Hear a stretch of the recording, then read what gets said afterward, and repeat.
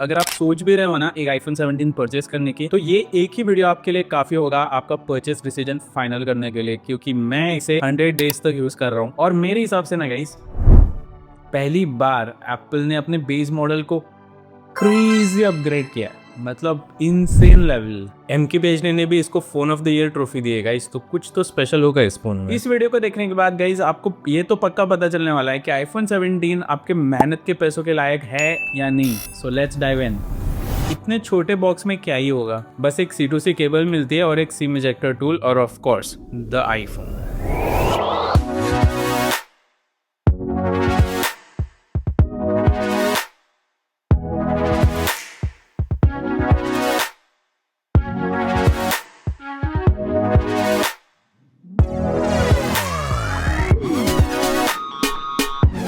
IPhone 17 मतलब honestly सबके लिए खतरा है और एवरी अदर कंपनी। पहले बात करते हैं डिजाइन की। तो देखो गाइस, डिजाइन में ना कुछ उतना रेवोल्यूशनरी कुछ नहीं है। हार्डली किसी को पता भी चलने वाला है कि आईफोन 16 है या 17, क्योंकि back design is the same, लेकिन आगे के साइड ना बहुत इंटरेस्टिंग चेंजेस है। Finally it's done, base model को प्रोमोशन आ गया है। ये एक गेम चेंजिंग अपग्रेड है गाइस। एक बार आपने अगर प्रोमोशन यूज किया ना, आप कभी भी 60 हर्ट्ज आईफोन यूज कर ही नहीं पाओगे। वैसे फन फैक्ट, एंड्रॉइड में पहली बार 2017 में आया था एक रेजर फोन था, पर एप्पल की बात करूँ तो आईफोन 13 प्रो में आया था 2021 में। तो फाइनली 4 साल बाद बेस मॉडल पे प्रोमोशन चलाना ना, सच में इट्स शेफ्स किस। ये एक जो फीचर है ना, आपको हर सेकंड महसूस होता है। स्क्रॉल करते हो, स्वाइप करते हो, गेम खेलते हो, everything is incredibly smooth and responsive. Bezels और पतले किए गए हैं और इसी वजह से स्क्रीन साइज भी बढ़ गई है, 6.1 इंच से 6.3 इंच की हो गई है गाइस। आगे की तरफ आपको सिरेमिक शील्ड 2 की प्रोटेक्शन मिलती है, जो एप्पल क्लेम करता है 3 टाइम्स मोर स्क्रैच रेसिस्टेंट है। लेकिन गाइस, आप स्क्रीन प्रोटेक्टर डाल ही देना, जब स्क्रीन टूटती है ना और आपकी EMI भी चालू होती है, उससे ज्यादा दर्द भरी चीज कुछ है नहीं। वैसे अगर आपके पास एप्पल केयर प्लस नहीं है ना, तो मैं केस रेकमेंड जरूर करना चाहूंगा। और देखो यहाँ पे एप्पल ने ना कुछ कॉम्प्रोमाइज ही नहीं किया है डिस्प्ले के बारे में, बिकॉज ये 1 हर्ट्ज तक जाता है, मतलब ये LTPO डिस्प्ले है और इसमें full fledge always on display भी मिलता है guys, which is awesome. 1.5K की OLED स्क्रीन बहुत ब्राइट और पंची कलर्स देती है और आउटडोर्स भी कंटेंट देखने में कुछ दिक्कत नहीं होती। ब्राइटनेस की बात करें तो ये 3000 निट्स के पीक ब्राइटनेस पे जाता है, जो आउटडोर विजिबिलिटी के लिए काफी हेल्प करता है। मैंने डायरेक्ट सनलाइट में भी टेस्ट किया है, कंटेंट क्लियरली विजिबल था विदाउट एनी स्ट्रगल। वेट की बात करें ना तो 171 ग्राम्स है, लेकिन बहुत ज्यादा कंफर्टेबल फील होता है हाथ में ये फोन पकड़ने के लिए। तो गाइस, अब बात करते हैं परफॉर्मेंस की। और A19 chip is a power house. A19 bionic chip 3 nanometre process पे बेस्ड है। आसान भाषा में बोलो तो इट्स फास्टर, बहुत एफिशिएंट है, लेकिन फिर भी ओवरहीट होती है जब आप 4K रिकॉर्ड करते हो। तो मैं तो गोवा में रहता हूँ, तो यहाँ पे ह्यूमिडिटी बहुत होती है, तो ये मोस्टली ना आपके लोकेशन पे बेस्ड है। एप्पल क्लेम कर रहा है 30% परफॉर्मेंस बूस्ट, 6 कोर का CPU है और 5 कोर का GPU और बूस्टेड न्यूरल इंजन में मिलता है। गेमिंग, मल्टीटास्किंग, एडिटिंग ये चिप आसानी से हैंडल कर लेता है। अगर बेंचमार्क की बात करें तो इसका Antutu स्कोर आता है 2.1 मिलियन। रीड राइट स्पीड्स भी काफी अच्छी हैं। Geekbench में भी it scores 3651 in single core और 9239 इन मल्टी कोर। गेमिंग पे मैं थोड़ा और फोकस करना चाहूंगा, क्योंकि ज्यादातर AAA जो टाइटल्स है ना, जैसे कि resident evil, Assassin's Creed Mirage, death stranding वगैरह, वो जो आईफोन पर ही अवेलेबल है गाइस, एंड्रॉइड पे ये अवेलेबल नहीं है। और आईफोन 17 पर भी आप ये टाइटल्स खेल पाओगे, लेकिन हाँ, ये फोन हीट होता है। जैसे प्रो में है ना, इसमें वेपर कूलिंग चेंबर नहीं है, तो थोड़ा थ्रॉटल तो होता है। मतलब बहुत टाइम तक अगर आप गेम खेलोगे ना, मतलब आधे घंटे से भी ज्यादा, तो थोड़ा तो फ्रेम ड्रॉप्स आपको मिलता है। मैंने COD, जेंशन इम्पैक्ट और PUBG मोबाइल भी खेला। अल्ट्रा सेटिंग्स पे बहुत कंसिस्टेंट फ्रेम रेट्स मिल रहे थे, मतलब 120 हर्ट्ज डिस्प्ले और A19 बायोनिक चिप, और ये कॉम्बिनेशन ना इसे one of the best gaming phones बनाता है। और सबसे इंपॉर्टेंट बात, one of the best upgrades on iPhone 17 is the storage, because storage अब 128 से 256 GB हो गए, मतलब double. And honestly this is huge. अगर आप बहुत ज्यादा 4K वीडियो शूट करोगे, बहुत सारे फोटोज लोगे, this storage upgrade is awesome. Now let's talk about camera. अब आपको 48 मेगापिक्सल का ड्यूअल फ्यूजन कैमरा सिस्टम मिलता है, तो आपको मेन प्राइमरी सेंसर और अल्ट्रा वाइड दोनों 48 मेगापिक्सल के मिलते हैं। और ये ना गाइस, ये 24 MB के फोटोज निकालता है बाय डिफॉल्ट, जो एक स्वीट स्पॉट है फॉर क्वालिटी एंड साइज। लेकिन आपको चाहिए तो आप 48 मेगापिक्सल के भी निकाल सकते हो। ये ना एक सेंसर क्रॉप यूज करता है जो 2x आपको ऑप्टिकल क्वालिटी टेलीफोटो जूम देता है। सो इफेक्टिवली आपको 3 फोकल लेंथ्स मिलती है, 0.5x, 1x और 2x without needing a third lens. But आप 3x भी जा सकते हो पोर्ट्रेट्स में, बस आपको पिंच इन करना है। और हमेशा की तरह switching from all this lenses ना, ये बहुत ज़्यादा स्मूथ है। मैं पूरा ऑलमोस्ट गोवा घूम चुका हूँ और इतने अच्छे अच्छे फोटोज आते हैं ना इस फ़ोन में, मतलब अमेजिंग। आप स्क्रीन पे देख सकते हो बहुत सारे फोटोज हैं। थोड़े फोटोज मैं बोलूँगा और शार्पन करता है। स्किन टोन्स तो बहुत ट्रू टू लाइफ मिलते हैं, बहुत ज़्यादा, मतलब ऐसे नेचुरल फील होता है। जैसे आपको आंखों में दिखता है ना, वैसे ही फोटोज आते हैं। 3x पोर्ट्रेट्स भी ले सकते हो। डे लाइट की फोटोज की बात करूँ ना मैं, तो एक्सीलेंट डिटेल्स है, एक्यूरेट कलर्स भी मिलते हैं और डायनेमिक रेंज भी बहुत अच्छी है। बट फिर भी मैं कहूँगा डायनेमिक रेंज थोड़ी ज़्यादा अच्छी हो सकती है। नाइट मोड में आपको आउटस्टैंडिंग लो लाइट परफॉर्मेंस मिलता है और इमेजेस भी बहुत क्लीन आते हैं गाइस। पोर्ट्रेट मोड की बात करूँ तो नियरली परफेक्ट सब्जेक्ट डिटेक्शन है और नेचुरल ब्लर भी बहुत ज़्यादा अच्छा है।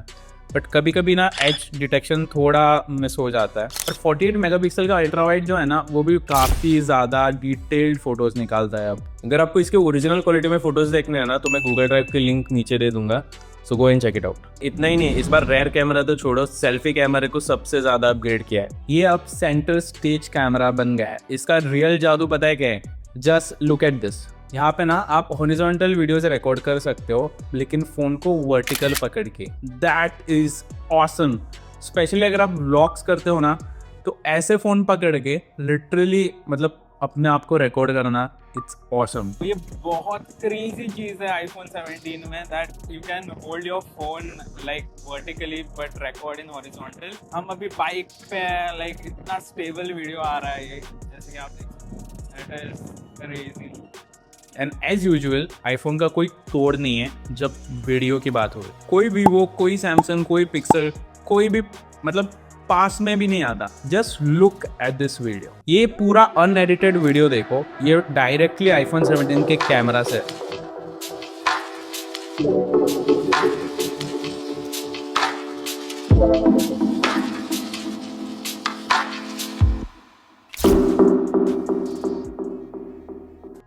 ये देखो आईफोन 17 की video quality side by side एक सोनी मिररलेस कैमरा से है ना, काफी ऑसम। अगर आपको इसकी प्रॉपर वीडियो क्वालिटी देखनी है ना, तो मैं एक आई बटन में वीडियो दे दूंगा, वो जाके जरूर देखना। एक बात मैं जरूर पॉइंट आउट करना चाहूंगा, जो रात में ना फ्लेयर्स आता है ना, वो अभी भी प्रेजेंट है। इतने साल हो गए, ऑलमोस्ट 5-6 साल, बट फिर भी ये इशू अभी भी एप्पल ने सॉल्व नहीं किया है। तो अगर आप ज्यादा रात में फोटो या वीडियो निकालते हो ना, तो फ्लेयरिंग का ध्यान रखना। लेकिन मैं इसे सबसे बेस्ट कैमरा तो नहीं बोलूंगा, एटलीस्ट इन फोटोज तो आई थिंक X9 Pro और Vivo X300 Pro is crazy.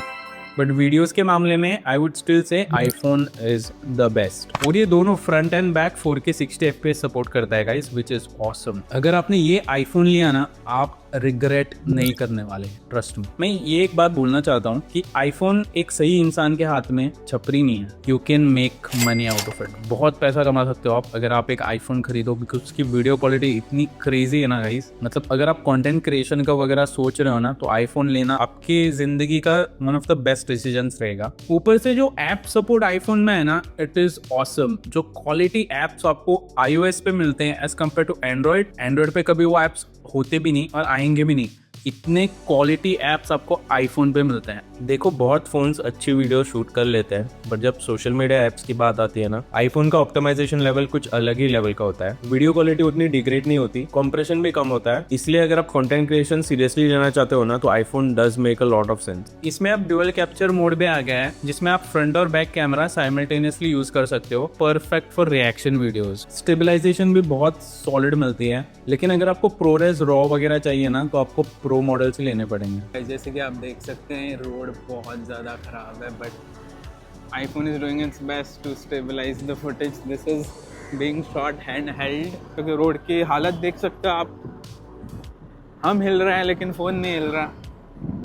Camera button के बारे में मैं बात करना ही नहीं चाहूँगा, बिकॉज वो बनाया था हमारी हेल्प के लिए, but it's too irritating. Apple ने ना कुछ तो करना चाहिए उसे डिसेबल करने के लिए। कुछ यूज नहीं उसका, ऊपर से सिर दर्द है, सिर दर्द। लिटरली एक्सीडेंटल टचेस इतने होते हैं ना। चलो अब बैटरी की बात करते हैं। और ये जो बैटरी के अपग्रेड है ना, वो सबको खुश कर देगी, क्योंकि इसमें 3692 mAh की बैटरी है, जो आईफोन 16 Pro से भी ज्यादा बड़ी बैटरी है, विच इज क्रेजी। एप्पल का ऑफिशियल क्लेम है कि 30 hours video playback, which is impressive. मैं इसे पर्सनल यूज कर रहा हूँ। मॉडरेट यूसेज के साथ इजीली आपको एक दिन तो आ ही जाता है। हैवी यूसेज में आपको अराउंड 7 आवर्स पकड़ लो, आपको स्क्रीन ऑन टाइम मिल जाएगा। अब इसमें 40 वॉट्स का वायर्ड चार्जिंग सपोर्ट है, जो आईफोन 16 में सिर्फ 20 वॉट का है, मतलब 0 to 50% अंडर 20 मिनट्स। बट एक जोक बताऊं, ये जो एप्पल का चार्जर है ना, वो इंडिया में अभी तक अवेलेबल ही नहीं है। अब बात करते हैं एप्पल इंटेलिजेंस की। वैसे कुछ बात करने लायक है क्या? You know what, let's leave Apple intelligence. बस iOS 26 की UI के बारे में बात करूंगा। Honestly I love liquid glass. I know बहुत सारे लोग बग्स फेस कर रहे हैं, बट मेरे आईफोन 17 में ऐसा कुछ नहीं है। मतलब इतना कुछ मुझे बगी ऐसा फील हुआ नहीं है। मेरा ओवरऑल एक्सपीरियंस बहुत स्मूथ था और iOS 26 की UI बहुत रिफाइंड फील होता है। और आईफोन 17 में इनकी कस्टम N1 चिप भी दी है, जिसमें आपको Wi-Fi 7 ब्लूटूथ 6.0 भी मिलता है। तो इम्प्रूवमेंट्स पे काफी किए गए हैं। तो आप अगर कॉल पे बात कर रहे हो ना, तो बहुत क्रिस्टल क्लियर आवाज आती है। और इसमें आपको IP68 की रेटिंग भी मिलती है। और आप एक टैप में ना स्पेशल फोटोज भी बना सकते हो, जिसको आप as a lock screen wallpaper set भी कर सकते हो, विच लुक्स ऑसम। आईफोन के हैप्टिक्स ना हमेशा टॉप नॉच ही रहे और आईफोन 17 इज नो डिफरेंट। एक मैं यहाँ पे बोलना चाहूंगा, USB 2.0 की स्पीड ही मिलती है आईफोन 17 में। तो अगर आप अपनी SSD वगैरह कनेक्ट कर रहे हो ना, तो उतनी high speed data transfer speed आपको नहीं मिलेगी। वो आपको प्रो मॉडल्स में ही मिलेगी, जिसमें USB 3.0 का सपोर्ट है। एक्शन बटन में मिलता है, जिसका हम सब as a mute switch use करते हैं। अब बात करते हैं प्राइसिंग और वैल्यू की। इंडिया में आईफोन 17 की प्राइस है 82,900 रुपीज फॉर 256 GB वेरिएंट और 512 GB की प्राइस है 1,02,900। देखो गाइस, कंपेयर टू आईफोन 16 इसका 3,000 प्राइस हाइक हुआ है। But just imagine the upgrade, मतलब आपको डबल स्टोरेज मिल रही है, जो एप्पल पहले 20,000 ज्यादा चार्ज करता था। 120Hz की प्रोमोशन डिस्प्ले मिल गई है, 3000 निट्स तक quick brightness is awesome, always on display मिल गया है, better cameras, better battery, faster charging, 18 megapixel का centre stage camera, E19 chip भी बहुत ज्यादा पावरफुल है, थोड़ा ड्यूरेबल भी है सेरेमिक शील्ड 2 की वजह से। अगर मैं कॉन्स की बात करूँ ना, तो टेलीफोटो लेंस आपका मिस आउट हो जाता है, सिर्फ आपको डिजिटल जूम मिलता है। 8 GB की रैम मिलती है as compare to 12 GB on the प्रो। USB 2.0 स्पीड्स मिलते हैं, तो आपको स्लो ट्रांसफर स्पीड्स मिलते हैं। फोन गर्म हो जाता है अगर आप बहुत ज्यादा लोड डालो तो, क्योंकि इसमें वेपर कूलिंग चैम्बर नहीं है। अगर आप बहुत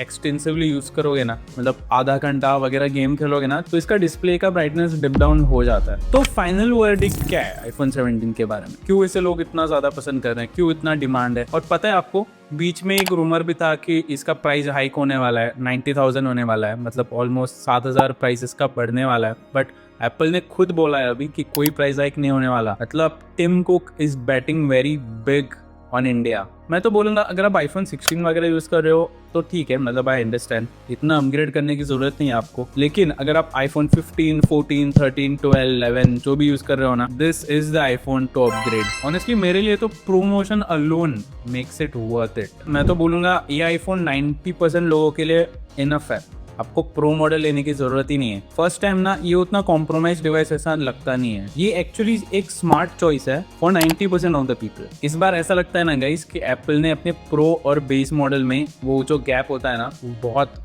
क्लोज कर दिया है। अभी के मार्केट को देखा जाए ना, तो एंड्रॉइड फ्लैगशिप की प्राइसेस पे आईफोन जितनी हो रही है, पहले बहुत प्राइस डिफरेंस होता था। Realme GT8 Pro, फिर OnePlus 15 और इवन iQOO 15, जिनके प्राइजेस 72,999 हो गए हैं। मैं तो रेकमेंड करूंगा आप थोड़े ज्यादा पैसे दो और आईफोन 17 खरीदो। I love Android, I am an Android fan boy, but फिर भी मैं बोलूंगा आईफोन 17 कोई भी एंड्रॉइड डिवाइस को उस प्राइस रेंज में इजीली बीट कर देता है। मेजोरिटी ऑफ द पीपल जो इतने पैसे लगा रहे हो ना, तो व्हाई नॉट एप्पल? एप्पल एक ब्रांड वैल्यू अभी भी रखता है इंडिया में। अगर आपने आईफोन 17 लिया ना, आपको 5 साल तो अपग्रेड करने की कोई जरूरत ही नहीं है। और आगे जाके जितना इसका प्राइस कम होगा ना, और भी बहुत लोग इसे खरीदने वाले हैं। अगर आपको एक प्रीमियम, रिलायबल और फ्यूचर प्रूफ स्मार्टफोन चाहिए ना, तो iPhone 17 is the phone to buy, जो लोगों को आंख बंद करके इसे खरीदना चाहिए, स्पेशली नेक्स्ट ईयर के बीबीडी में। It's gonna be crazy guys. मतलब इमेजिन करो, आईफोन 17 अराउंड 55-60,000 मिल रहा है,